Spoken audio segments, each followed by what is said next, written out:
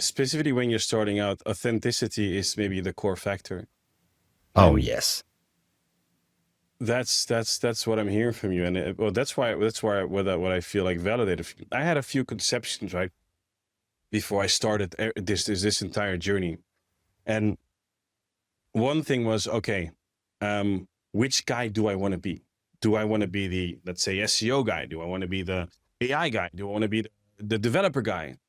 It comes with my background because I have a lot of skills, because I started at 13 with developing, 17 at marketing. So I've earned my credits, you know. The thing, however, is that I was like, who am I going to be? And then it's like, yo, but you're just Sean. So just, why don't you just start with something you love and you like? And then through it, you're going to find out what you actually love and like. Because a lot of people, you spoke about that formula, and a lot of people don't understand how difficult it is to get there. If you have an existing brand, yeah, easy. But whew, if you don't, bro, and that's the thing I want to. That's why I'm so happy you're here, because I need people to hear that it's just like you said, you're enough, and you should Yes. just try. Yes. And Be that's authentically so you. yeah. And people don't.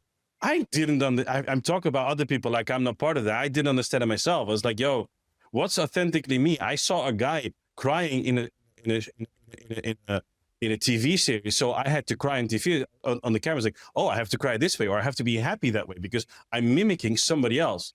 But I cried, I laughed, so I should be able to do my own thing. Just be you. You're enough. I love that. I really love. That's a delta of age. You know, what you just said is wisdom that you do not have in your teens or in your 20s. And if you're blessed with that wisdom in your teens and your 20s, by all means, like I'm so happy for those people. But I don't think that early in life, we are as kids. I mean, what is it saying? Monkey see, monkey do, right? Kids, I'm a father, and I see my kids, they emulate me, you know, and they're testing and trying things that they heard on this YouTube video from this person at school. It's not who they are, but they're testing it out. And it's iteration, it's curiosity, and they want to see how that works for them. And it's not until my 30s where things came into focus of who is Garren? What is my identity? Right? I didn't have this deep background with my family where I grew up, and all of my family was this one profession. So I knew I needed to do this. I was adopted. And so I didn't even have that blood connection to my family. And so, I was always trying to figure out, like, inside of this small rural town that I grew up in, where everybody had an aunt or an uncle or a cousin, and you could point to them and say, wow, y'all look alike, you sound alike, and you act alike. I was just this black sheep. I felt this feeling. Maybe I wasn't, but I felt like this black sheep in my family and in my community because nobody looked like me. Nobody sounded like me. And I also felt like nobody thought like me either. And so I was constantly trying to conform to what my culture, my local culture, deemed as successful. And not until later, when I unfortunately extracted myself out of that community, did I have the solitude and loneliness maybe to develop who I was on the basis of my life experiences, and be able to look in retrospect at those things and say, okay, I see how that shaped my viewpoint, but that's not who I am either.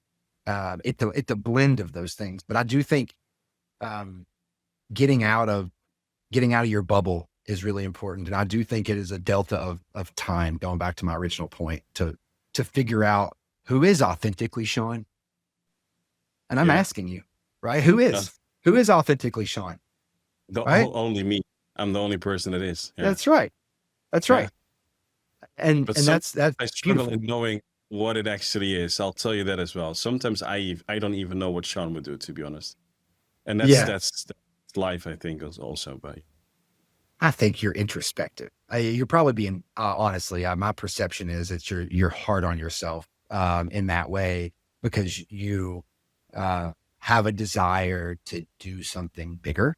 And so it makes you reflect on am I just doing what they said I should be doing? And did I follow a career path because somebody told me it made good money or the schedule was easy, or did I follow a career path because I was genuinely curious about a thing that I was doing? Right. And I think it sounds to me like like part of this podcast is maybe about finding who Sean is. Am I wrong? 100%. You just hit it on the head.